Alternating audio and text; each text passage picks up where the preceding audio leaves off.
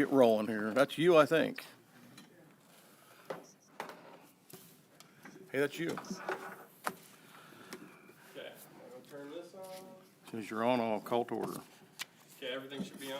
Just make sure your mics are on. Mics are on. Mics are on. Oh, if I have to. You have to. Jeff says, okay, we're good. All right, let's call the January 20th, 2026 Stormwater District Board meeting to order.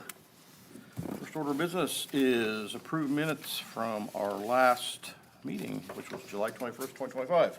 Move to approve. Second. Motion second to approve. All in favor, say aye. Aye. Opposed? Those are approved. We need to sign our minutes from, here they are, pass them around. Next thing, we need to organize our board for 2026.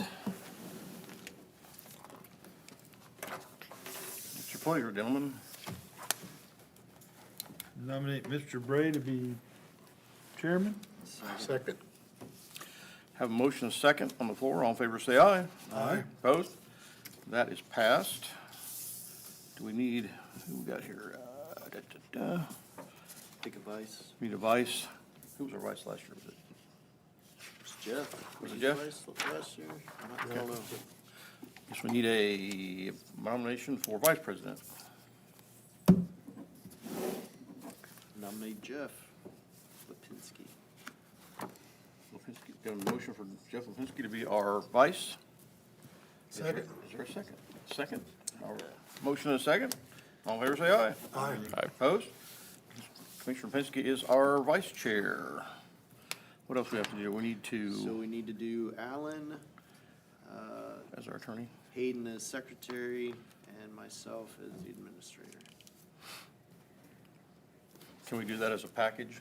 That's completely up to you. I don't care. Yeah. If you guys want that? Secretary, Secretary, Hayden. Administrator, Alan, attorney. I'll make a motion to appoint Hayden as our secretary and Alan as our attorney. Greg is our administrator. Is Greg the administrator? Is that, did you do that, Jake? If he wants me as the You'll administrator. put that in, him as the administrator. Okay, then I'll add Greg as our administrator. We have that I motion. second that motion. A motion and a second. All in favor, say aye. Aye. Opposed? That is passed. We now have our Abstain. slate. Huh? Since I'm in it, I'm gonna abstain that. Okay. So, it is passed with Greg abstaining. So we have our board elected for 2026. On to old business. Do we have any? We currently don't have any, no. Okay. We're just gonna start the 26 out afresh. Good. Start with new business then. So, under administration, geo permits, we have a whole bunch of workflows running. We have about 2 workflows in stormwater that still need to be tweaked. IT's taking over the geo permits contract this year as far as the maintenance. I believe we'll go ahead and get a few hours for stormwater so that they can finish up our workflows. And then each department has, like health's doing theirs and highway and Sheline's office, they'll each be getting their own contracts with ours. So basically, the down and dirty of it is stormwater got geo permits up and running for all offices in the county. We're now stepping away from taking over that, and we'll just be focusing on ours. Good. Any questions for Mr. Lake on that? All right. Moving on. Sidewalk project. It's kind of all done, but we're still struggling to finish it up. They have went back and cleaned all of the joints of the bricks that they used the wrong product on, so it's been removed. They are to be sanding those bricks anytime. I'm assuming they're waiting for weather to where it's not frozen or whatever. Whatever broke our bricks along this building, I don't know if it was a snowplow or what it was, but they did go ahead and drop new ones in where those were broken. And I'm I'm not sure what that's gonna cost us, if anything. What about over there on the north side of the courthouse, all that get repaired? That was all repaired by the water company, and the section that the bricks fell in, that has been corrected. So it should all be ready for final sanding, and I think can say we're done with that project. But that's the only thing I know that we're still waiting on, is the sand. Thank you for your due diligence and following up. Yes. Yeah. Thank you, Greg. Taylor Sewer District. You guys need to tell me what's happening with that. You seem to be doing more with Taylor than I am. Well, since I'm sitting on the board, I guess I can give you what I know. I do know that all the large projects are finished. Okay, He did tell me everything, all the big stuff that was wrong has been fixed. We did put a backup pump in place at the plant. It needed a backup vacuum pump. It's in place. They had a thing that floats back and forth across the water that breaks things up. the skimmers? Yeah, they were blowing it out of the pipe. They fixed that. That's fixed. They got the generators up and running. Those are all three running now. There was something the other day, I can't remember, had something break. It was a minor item. Compared to what was going on, it was like a couple $1,000 item, and it was fixed. Did we get all of the manholes sealed up? I don't know the answer to that. I can find out next meeting. You're talking about on the grinder pumps? Not necessarily the individual grinder pumps, but the lift stations. Oh, okay. The large lift stations that were starting to fail and implode, and they needed to reline them so that they wouldn't collapse. I think they did, but I can check and be sure on that. I'll get you an answer. I can call Tom Asbury and ask. And then, I guess one of the bigger things on the Taylor Sewer is these smaller wastewater treatment plants that are currently failing. Are we gonna continue to drive those failing plants towards Taylor Sewer?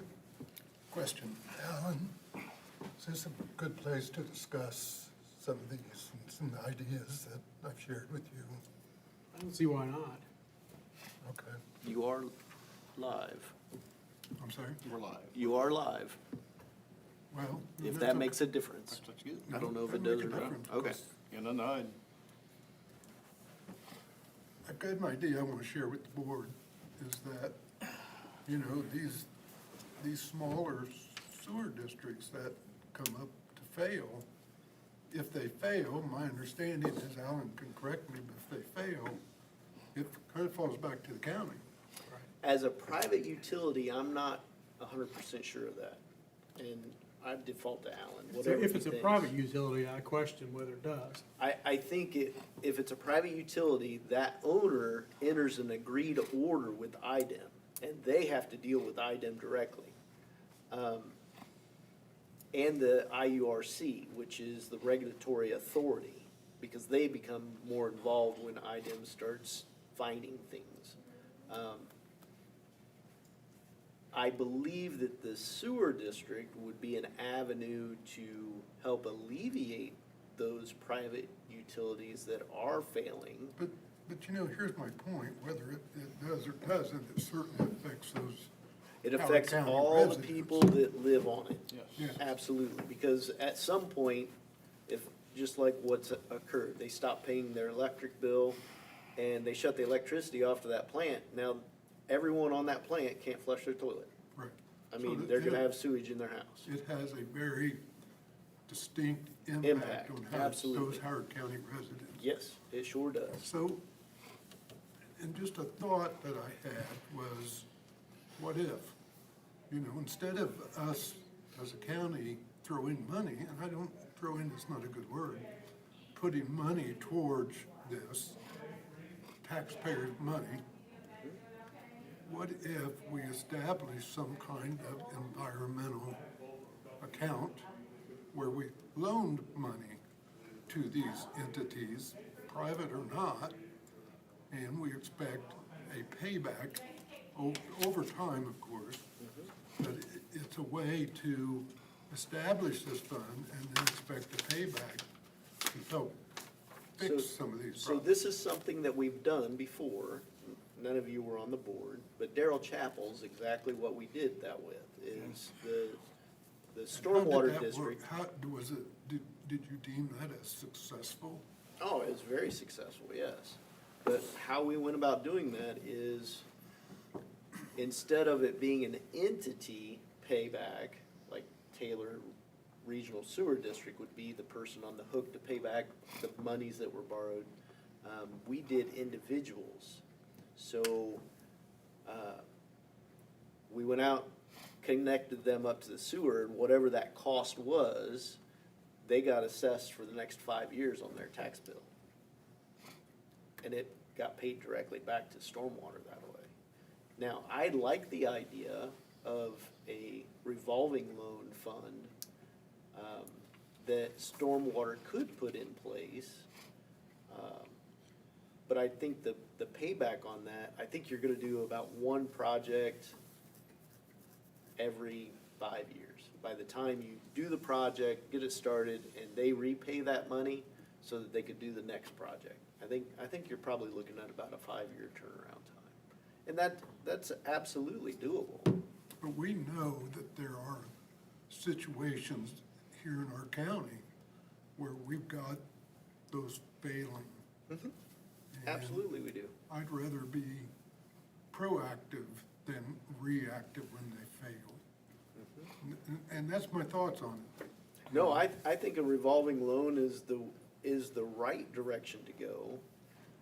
The question, I mean, what it boils down to is if you throw $500,000 into an account that a community could access for starting the process of becoming sewered, as long as you have that entity on the hook to pay it back, I think we're good.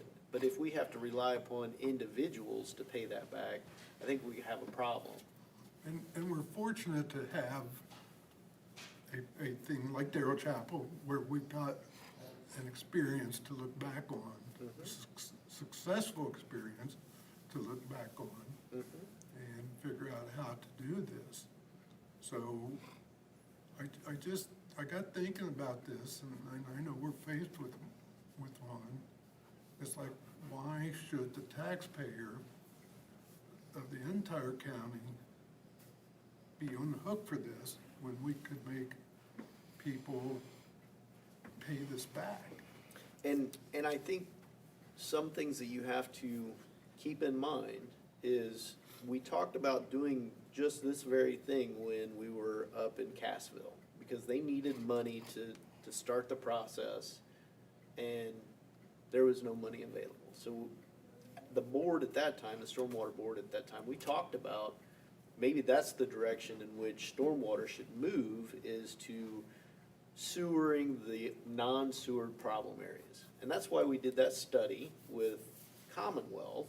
We went to every area that we were aware of that's a problem, and we have it documented where all the private utilities are at, how we could build a network utilizing Taylor Sewer District to sewer the whole county of the problem areas.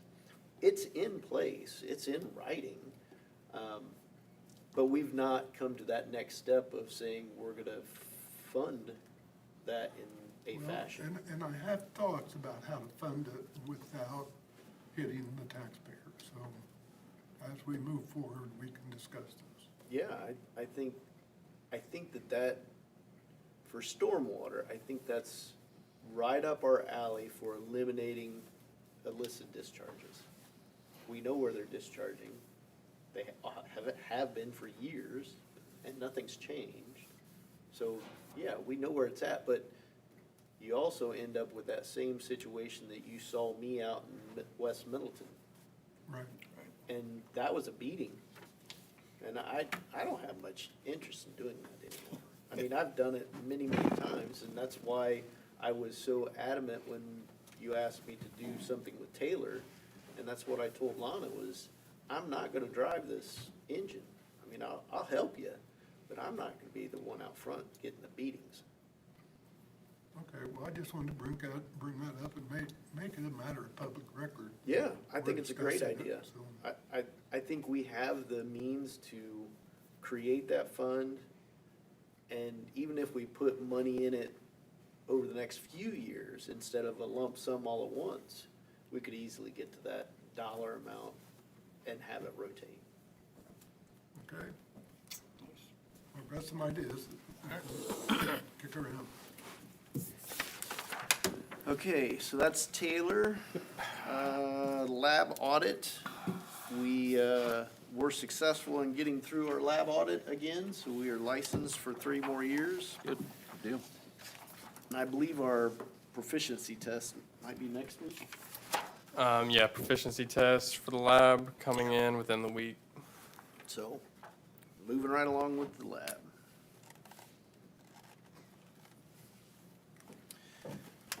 Education and outreach.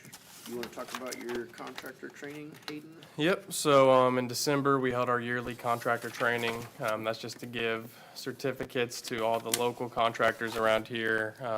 Certifies them as stormwater trained individuals, which is required for construction stormwater general permits. We already have a couple of those individuals who attended the contractor training that are being used as the stormwater trained individual on a couple of projects around here. So that went pretty well. There was around 20 contractors local here to Howard County that attended that. And so, yeah, we'll be holding that yearly every December. I'm always looking to get some more people in there. Yeah, any questions on that? Guess not. And it's been a while since we had our last board, since we missed the last one, so I'll talk about the Wildcat experience, even though that happened in September. This year, Western didn't make it, so it was just Eastern, Northwestern, and Kokomo students that attended, but we still had around 120 students, which was Good deal. pretty great attendance. Looking to make some changes here in the future. I think that this next year, we're gonna incorporate how you can use drones to do environmental studies. One of the days this year, we had somebody and demo that, and I think that was pretty successful. The kids seemed to really enjoy that part of it, so we're gonna try to integrate that with this for the next upcoming year. We're already starting to plan for it. Here soon, I'll be sending out some emails to finalize the dates for that, so. Good. Yep. But yeah, it was pretty successful. No problems really.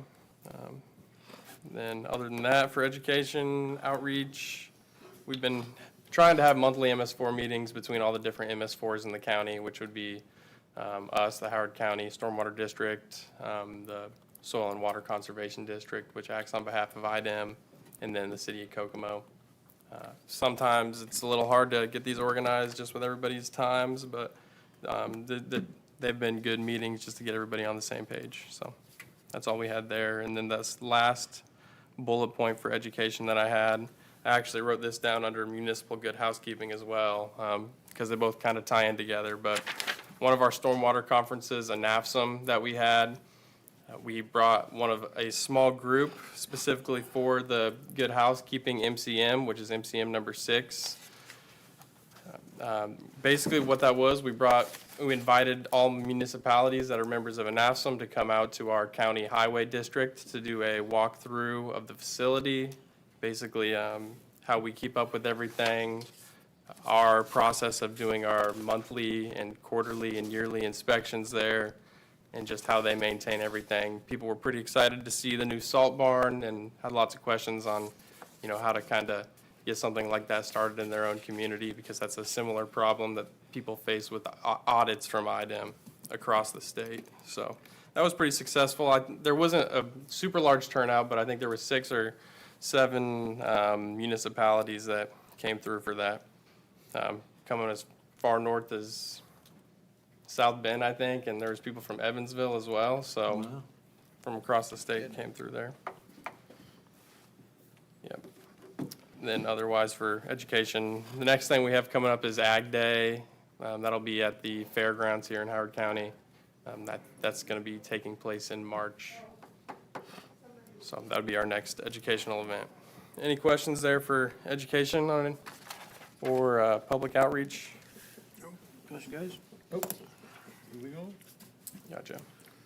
Then I can touch on illicit discharge detection and elimination. I'll give an update on the dye testing and septic replacements on the Hickory Lane and Sycamore intersection there. So we forwarded the results, which we talked about our last meeting, to the health department. They've been enforcing the connections over there. Out of those total homes, a couple of them have made repairs to their systems, which they were able to because they had permits on file. There's one house that has replaced their septic system already, and another one that is working on getting the replacement still. Now, I'm leaving that up to the timeline of the health department. But they said that everyone's still been working with them consistently, so they're not pushing for any action against them since they've actively been working towards a solution there. Actually, this morning, I did a dye test on one system that claims to be fixed, so I'll be monitoring that one throughout the week just to make sure that the fixes there were done correctly. So hopefully we can wrap that up soon within this next year. I think that's when they're planning to get that last septic system in place that hasn't been put in the ground yet. Do they fail because the fingers get plugged up, or there's no fingers, or what's? There's a couple different reasons why they fail. Some of them because of that. They're just really old and they've clogged up over time. Some of them were installed to where they're direct connecting to the drain. One of them, I believe one that we just flushed the dye and it was immediately in the ditch. That's probably what happened in that situation. But yeah, there's a couple different reasons why they could fail. So they were able to put fingers in, fix that, they had enough room to do that, or they let them? Yeah, if they had a permit on file. Okay. If they had a permit on file, but some of these systems were so old that they didn't have permits on file, and so therefore, they're not able to just make fixes to the system. They'd have to put in a whole new system. That was only 2 of the failing systems that we had, yeah. So after we determined that they were failing, the health department and/or contractors should help these owners figure out why are they failing. Okay. Some of them were because they had a cross connection to a foundation drain. Yeah. Do away with that cross connection and the system works fine. It's not failing, it's not defined as Okay. failing Gotcha. anymore. Some of them never had systems, some of them never maintained their systems and the fingers do plug up. And yeah, they have to replace them when they get to that point. Like not pumping the tank? Correct. Okay, gotcha. Yeah, you wanna make sure you keep your tank clean. Yeah.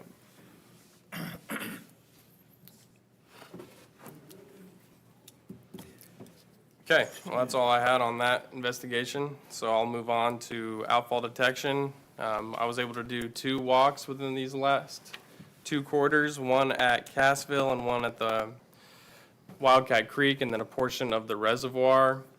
I was trying to get to more of the reservoir, but the water was so low and it was impossible to get around. I was sinking down to my knees when I was trying to walk through there because it was so muddy everywhere. But on the Cassville one, we found 8 outlets that were running, and 3 of those were found to have higher than the baseline MPM per 100 milliliters of E. coli that we're looking for, which is to be expected. Those are outfalls that we have been monitoring in the past. We spoke about those the problems with Cassville previously, and I think it stems from that. Correct, Greg? Yep. At some point, that will come to a head to where we'll need to do an investigation in Cassville. And the goal there would be to find a community solution. Yeah. We know it's bad. It's super expensive. But then at the Wildcat Creek and the reservoir, there was only 4 running outlets when I went out there, and all of them were clean, under the limits, so that was good to see out there. That's good. Yep.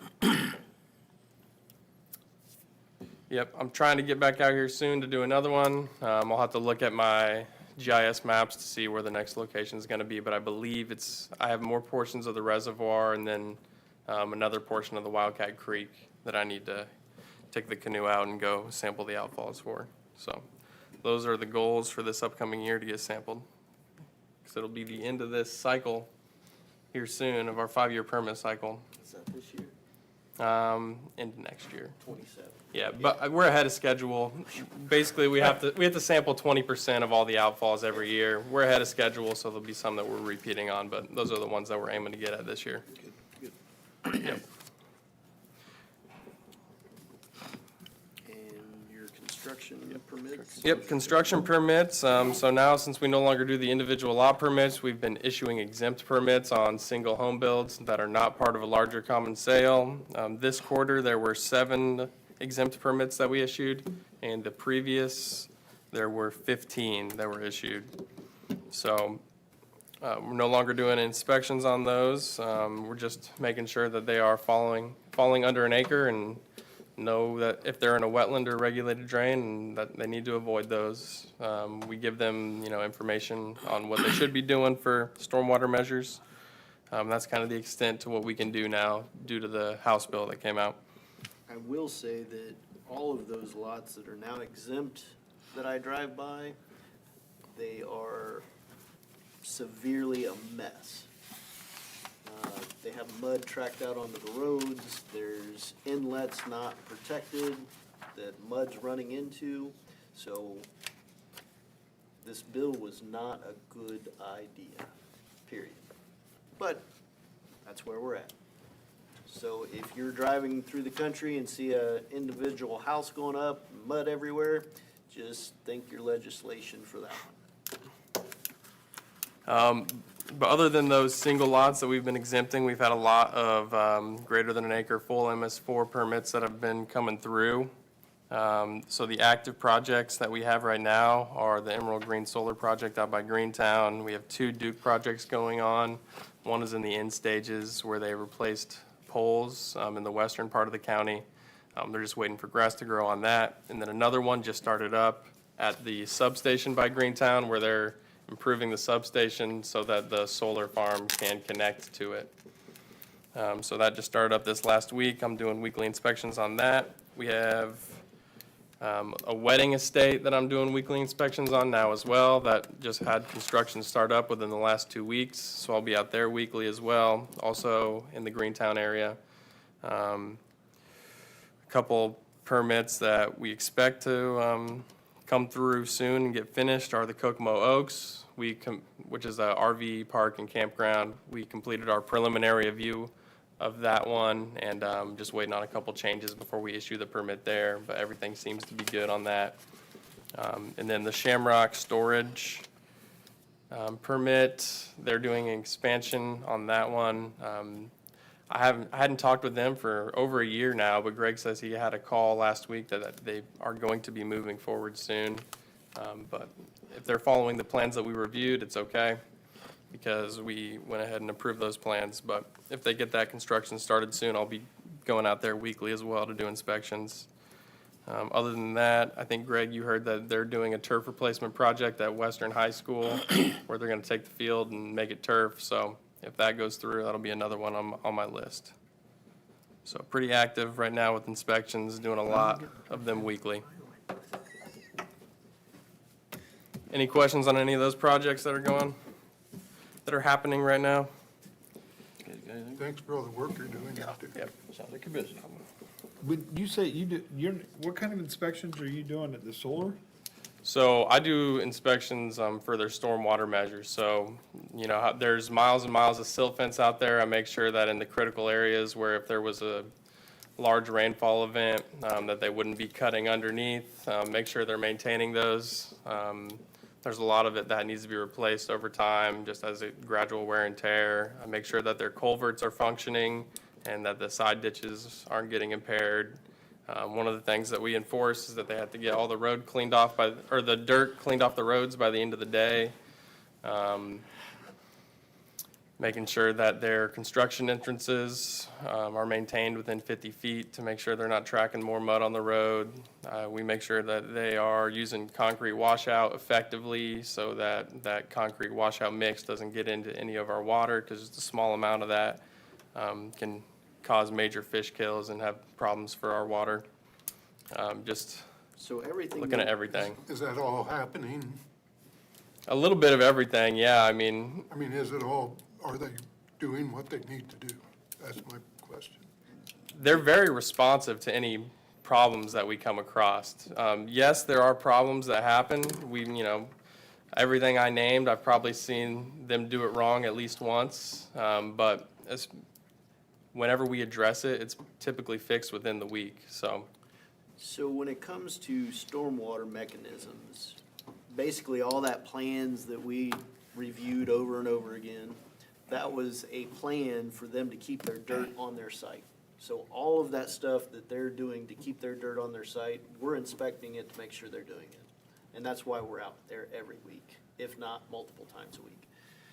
The real key though, Jack, just so you understand, is a silt fence may fail here, and we document it, they fix it, and next week a silt fence has failed here. It's still a failure that's counted the same, but it's in a different location. So in our ordinances, they have so many times to get things fixed before we start fining them.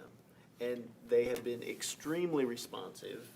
They've fixed everything, even though it happens again the next week, just in a different location. Yeah, but it's really to be expected, these things to break down over time, just Absolutely. given the lifespan of these products that they're using. Especially with the silt fences and the socks and things of those nature. And those are designed for a 2-year rain event. So if we get larger than a 2-year, they're gonna fail, and they gotta go out and fix them. I like the word responsive. They are being very responsive, absolutely. I don't have any complaints from Blattner, Michael, and his crew. I really don't. And normally they're giving us heads up of stuff that they're seeing so that we can get in front of it before it becomes a complaint or a problem. That's why you see a lot of the times we have the answer when the complaint comes in. And that's why, because we're paying attention. We want to make sure we have the answers of what's truly going on that day before the complaint comes in. Again, thank you for the work you guys are doing out there on that project as well. Yes, I think it is going well. I think we do have some conversations we need to have for future developments of that nature, because I think there's a lot of things that we need to address. Okay. That's a different meeting. And that's a different meeting, absolutely.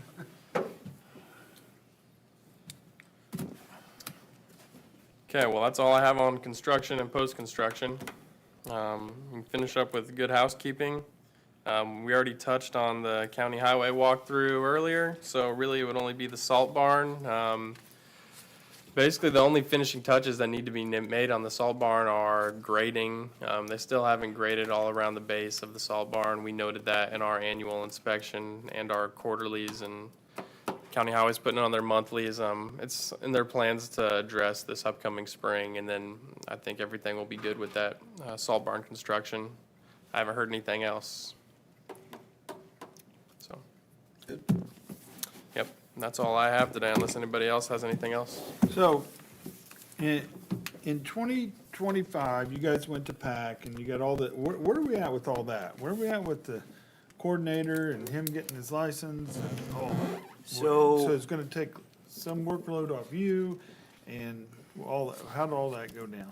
So for 26, for this year, Hayden took on a title of transitional administrator. So he is learning the administrative side of things this year. He has one test to take currently. Yep.